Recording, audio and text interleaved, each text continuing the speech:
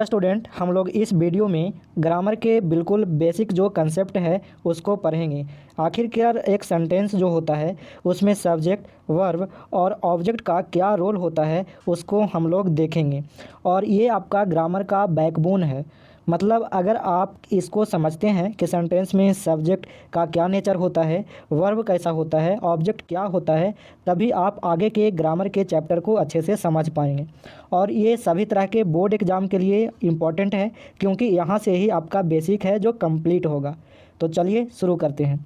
तो सबसे पहले आपको ये पता होना चाहिए कि सब्जेक्ट क्या होता है। तो सब्जेक्ट हम उस वर्ड को या फिर उस शब्द को कहते हैं जो किसी सेंटेंस में कुछ काम करता हो।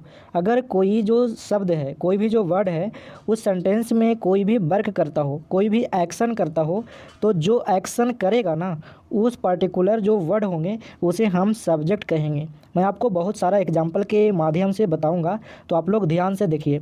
यहाँ पे डेफिनेशन मैंने लिख रखा है, ऐसे ये ज़्यादा मायने नहीं रखता, क्योंकि मैं आपको कोर कंसेप्ट बता रहा हूँ। ठीक है। कह रहा सच वर्ड्स विच डू समथिंग, मतलब कुछ करता है, इन अ सेंटेंस, किसी सेंटेंस में कोई कार्य होता है तो वो कार्य को जो करता है उसको हम लोग सब्जेक्ट कहते हैं। जैसे देखिए यहाँ पे एक सेंटेंस है, सेंटेंस लिखा हुआ है सरिता इज डूइंग हर होमवर्क। तो इस सेंटेंस में जो एक्शन हो रहा है ना, वो हो रहा है होमवर्क करना, और इस एक्शन को जो कर रही है वो कर रही है सरिता। यानी यहाँ पे इस सेंटेंस में जो काम हो रहा है, वो काम करने वाला जो शब्द है या फिर कह लेंगे जो टर्म है, वो सरिता है। तो सरिता यहाँ पे इस सेंटेंस का सब्जेक्ट हुआ। तो ये तो बिल्कुल बेसिक था। अब इसमें थोड़ा और आगे देखेंगे। अगला सेंटेंस है they are playing in the field. तो यहाँ पे इस सेंटेंस में एक काम हो रहा है, एक वर्क हो रहा है, वो है प्ले होना, मतलब खेलना। अब इस काम को, मतलब खेलने का काम कौन कर रहा है, तो ये दे कर रहा है, मतलब वे लोग। तो दे हमारा सब्जेक्ट हो गया। सिंपल सी बात। नेक्स्ट सेंटेंस देखिएगा। इस सेंटेंस में सब्जेक्ट को ढूंढ पाना थोड़ा सा मुश्किल है। ऐसे तो अगर आप इंग्लिश के एडवांस लेवल पर हैं तो आपके लिए ये बहुत इजी टास्क होगा, लेकिन आप एक बार वीडियो को पॉज करके इस सेंटेंस में सब्जेक्ट का पता लगाइए, उसके बाद आप सुनिएगा। देखिए यहाँ पे लिखा हुआ है there was a king in that forest. अब यहाँ पे कह रहा है कि उस जंगल में एक राजा था। अब हिंदी से तो मतलब नहीं है। अब यहाँ पे बेसिकली सब्जेक्ट कहाँ है, तो यहाँ पे जो सब्जेक्ट है ना, ये किंग है। समझ गए। अब किंग कैसे है, अब मैं यहाँ पे आपको बता रहा हूँ। कई लोगों को लगेगा कि ये देयर है, तो लोग क्या करते हैं ना कि जो सेंटेंस की जो शुरुआत करता है वही शब्द को सब्जेक्ट बना देते हैं और कहते हैं कि यही सब्जेक्ट है। ऐसा बिल्कुल भी नहीं है।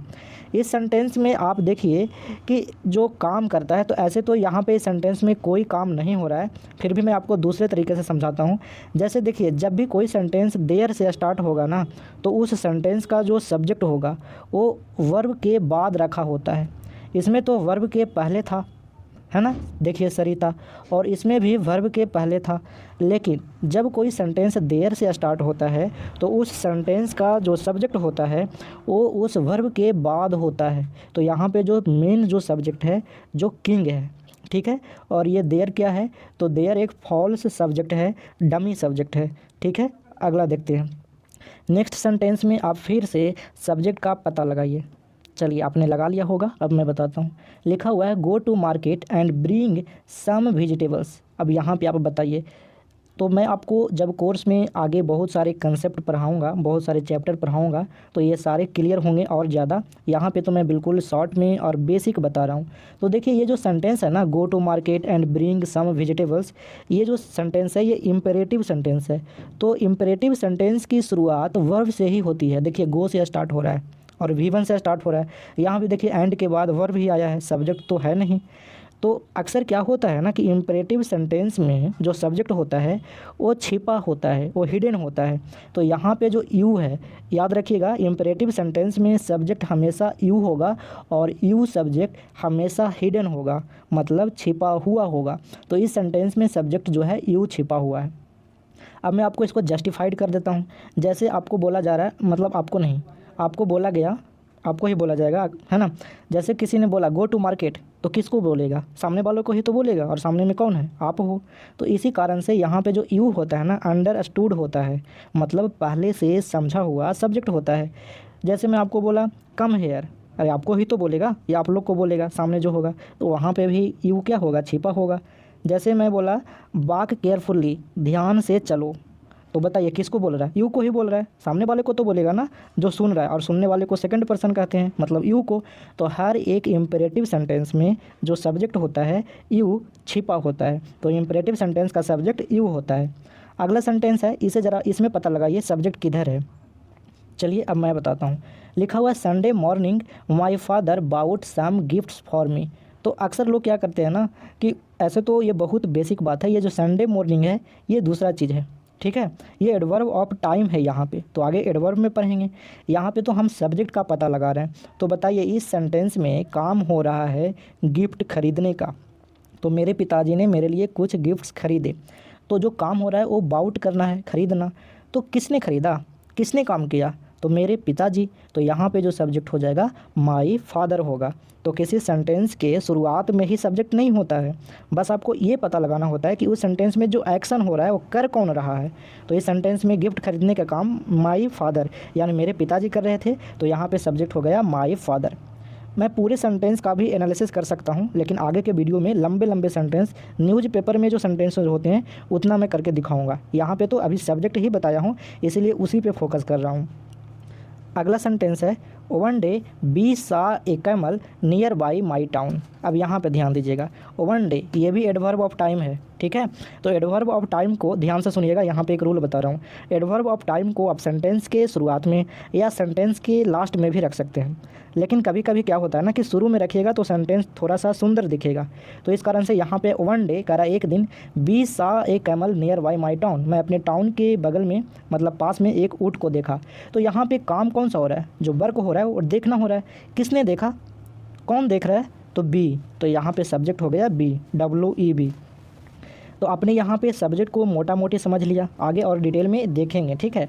अब चलते हैं वर्ब को समझते हैं। तो वर्ब जो होता है ना, इसको बेसिकली एक वर्ड में कहें तो इसे डूइंग वर्ड या फिर इसे सेइंग वर्ड कहते हैं। वर्ब का मतलब होता है डूइंग वर्ड, काम करने वाला शब्द, या फिर सेइंग वर्ड, कहने वाला शब्द।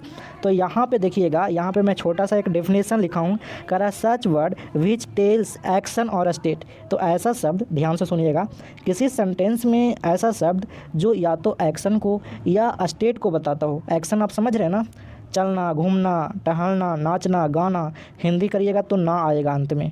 तो वर्ब के अक्षर में मतलब वर्ब को अक्सर आप हिंदी करिएगा तो अंत में ना आएगा। तो ये सारे क्या हैं? एक्शन है, ठीक है। और स्टेट क्या है? जैसे मैं अभी बैठा हूँ, तो ये एक स्टेट है, एक स्थिति है। मैं अभी खड़ा हूँ, तो ये क्या है? एक स्थिति है, एक स्टेट है। तो वर्ब उसको कहते हैं जो तो या तो एक्शन को, या फिर मैं एक डॉक्टर हूँ तो यहाँ पे भी एक स्थिति बताया जा रहा है, या तो उस वहाँ पे एक्शन होता हो या फिर वो स्टेट को बताता हो, तो उसको हम कहते हैं वर्ब, ठीक है।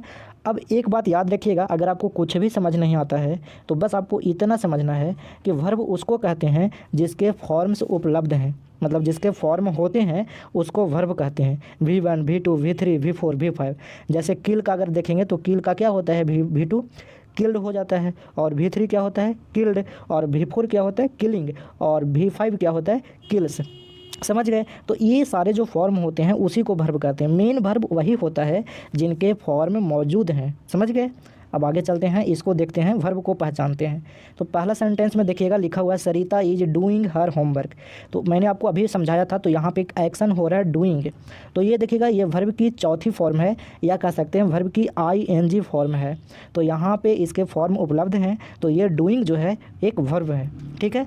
अगला सेंटेंस देखिएगा, तो अगला सेंटेंस है प्लेइंग। अगला सेंटेंस में जो शब्द है, जो वर्ब है वो है प्लेइंग। तो यहाँ भी VING यानी वर्ब का ING फॉर्म यूज हुआ है। तो यहाँ भी जो एक्शन हो रहा है, देखिए प्ले का मतलब खेलना, तो हिंदी में ना आएगा। तो ये तो सिंपल है, ये हर कोई समझ सकता है। लेकिन हाँ, वर्ब के बहुत सारे वेरिएशन हैं। Auxiliary verb, main verb, transitive verb, intransitive verb, be verb, has verb, do verb, modal verb, बहुत सारे वर्ब होते हैं। तो उसको मैं अभी बताऊंगा, तो आप सुनते रहिए। अगला एग्जाम्पल है there was a king in that forest, जो भी मैंने बताया था। तो इस सेंटेंस में ना बेसिकली कोई एक्शन नहीं हो रहा है, कोई काम हो रहा है इसमें, खाने पीने हंसने का कोई भी काम हो रहा है नहीं। तो मैंने क्या बताया था, या तो एक्शन होगा या तो स्टेट होगा। तो इस यहाँ पे देखिए, यहाँ पे स्टेट है, स्थिति है कि वहाँ एक राजा था, मतलब उसकी एक कंडीशन बताई जा रही है, एक स्थिति बताई जा रही है। तो यहाँ पे कौन बता रहा है उस कंडीशन को? वाज। तो वाज क्या है? हमारा वर्ब है। ये तो हेल्पिंग वर्ब है ना, इसकी कैटेगरी अलग है, वो मैं अभी आपको बताऊंगा कुछ ही देर में, ठीक है। तो यहाँ पे हो गया वाज। अगला सेंटेंस देखिएगा, go to market and bring some vegetables. तो इसी सेंटेंस में देखिए यहाँ पे V1 यानी वर्ब की पहली फॉर्म गो मीन्स जाना, और यहाँ पे वर्ब की पहली फॉर्म ब्रिंग मतलब लाना, है ना। वो कह रहा है बाजार जाओ और कुछ सब्जियां लेकर आओ। अब एक बात मैंने आपको अभी बताया था, जो इम्पेरेटिव सेंटेंस होता है ना, वर्ब की पहली फॉर्म से शुरू होता है, इसमें दूसरी फॉर्म नहीं लगता है इम्पेरेटिव सेंटेंस में, याद रखिएगा। और न ही तीसरी, न ही चौथी, न ही पाँचवीं, सिर्फ और सिर्फ इम्पेरेटिव सेंटेंस में वर्ब की पहली फॉर्म ही प्रयोग होगा। तो यहाँ पे दो वर्ब हैं इस सेंटेंस में, गो और ब्रिंग, ठीक है, क्योंकि दोनों से एक्शन हो रहा है, आप ऐसे भी समझ सकते हैं। और अगर नहीं समझ में आ रहा है तो हिंदी में भी समझ सकते हैं, गो मीन्स जाना, लास्ट में ना आना, और ब्रिंग मतलब लाना। ऐसे भी यहाँ पे जाना और लाना ये दोनों एक्शन है, तो जो एक्शन को बताएगा उस शब्द को वर्ब कहते हैं। अगला सेंटेंस है, one day we saw a camel near by my town. तो मैंने अभी इसको भी समझाया था। तो यहाँ पे एक्शन जो हो रहा है वो सा, देखने का एक्शन। तो एक्शन बताने वाला शब्द कौन है? सा है ना, और ये वर्ब की दूसरी फॉर्म है। तो मैंने आपको क्या बताया है कि जो एक्शन बताए वो वर्ब होगा। आप दूसरे तरीके से समझ सकते हैं, जिसका रूप हो सके, जिसके फॉर्म हो सके, तो ये वर्ब की तो दूसरी फॉर्म है, तो इसका मतलब भी वर्ब है। अब हिंदी करिएगा तो भी ना आएगा। तो आप इन 2 3 4 जो बातें बताई ना वर्ब के बारे में, इसमें से कोई भी अप्लाई करेंगे तो आपको वर्ब को पहचानने आ जाएगा, ठीक है। और वर्ब पहचानना ईजी है। आगे चलते हैं। तो आगे देखिएगा, मैंने आपको अभी बताया था इतना ही नहीं, वर्ब के बहुत सारे, अगर मैं वर्ब को डिटेल में पढ़ाऊँ तो 4 घंटे की वीडियो बन सकती है। तो आगे मैं वर्ब जब डिटेल में पढ़ाऊँगा तो बताऊँगा, यहाँ पे मैं शॉर्ट में बता रहा हूँ। तो वर्ब के ना बेसिकली बी फैमिली के वर्ब होते हैं, जिन्हें कहते हैं बी फैमिली के वर्ब। तो बी फैमिली के जो वर्ब होते हैं, ईज, एम, आर, बी, बाज, वर, बीन और बींग, समझ गए। तो ये कितने हुए? ये हुए यहाँ पे 8। तो याद रखिएगा बी वर्ब 8 ही होते हैं। और ये जो बी वर्ब होते हैं इसको आप याद रखेंगे, मैं कई बार बोलूँगा वीडियो में कि वी वर्ब, तो आपको पता होना चाहिए बी वर्ब किसको कहते हैं। तो ये आपको यहाँ पे बॉक्स में दिखाई दे रहे होंगे। और अभी मैंने आपको बताया था हैज वर्ब। तो हैज वर्ब या हैव वर्ब किसको बोलते हैं? तो हैज ग्रुप जो होता है, हैज फैमिली वाले, ये बोलने का स्टैंडर्ड तरीका है, ठीक है। तो has, have, had, has, have, ठीक है, ये सारे जो वर्ब हो गए। डू वर्ब कौन होते हैं? अब ये डू, अब पता है आगे बताऊंगा, ये जो डू होते हैं ना, ये ऑक्सिलरी वर्ब की तरह और मेन वर्ब की तरह दोनों तरह से काम करते हैं। अगर आपने टेंस पढ़ा होगा तो सिंपल प्रेजेंट टेंस में डू और डज ऑक्सिलरी वर्ब की तरह होता है ना, और डू मतलब करना भी होता है। तो जब करना एक्शन होगा तो मेन वर्ब बन जाएगा, अभी आपको बताया था। तो यहाँ पे सिर्फ आपको ये याद रखना कि डू वर्ब किसे बोलते हैं। तो ये डू का जो हो गया 5 रूप होंगे इनके, डू, डज, डिड, ऐसे समझ लीजिए, डू, डिड, डन, डूइंग और डज, ठीक है। अगला यहाँ पे है मॉडल वर्ब, काफ़ी इंपॉर्टेंट, सबसे ज़्यादा क्वेश्चन, चाहे कोई भी बोर्ड का एग्जाम हो, चाहे कम्पिटिटिव एग्जाम हो, सबसे ज़्यादा क्वेश्चन इसी से आते हैं, मॉडल वर्ब से। तो can, could, may, might, shall, should, will, would, ये सारे क्या हैं? मॉडल वर्ब हैं। और इसका खासियत बता दूँ, जो मॉडल वर्ब होते हैं ना, वो कभी भी अकेले नहीं आते सेंटेंस में। आपको इज, एम, आर अकेले दिख जाएंगे, आपको हैज, हैव अकेले दिख जाएंगे, जैसे I have a pen, I am a boy, ऐसे दिख जाएगा। लेकिन आई कैन अ बॉय ऐसा होता है क्या? नहीं ना। तो आपको मॉडल वर्ब अकेले नहीं दिखेगा, मॉडल वर्ब हमेशा मेन वर्ब के साथ ही आएगा। जैसे आई कैन गो देयर, है ना, गो आया ना मेन वर्ब, तो हमेशा मेन वर्ब आएगा ही आएगा।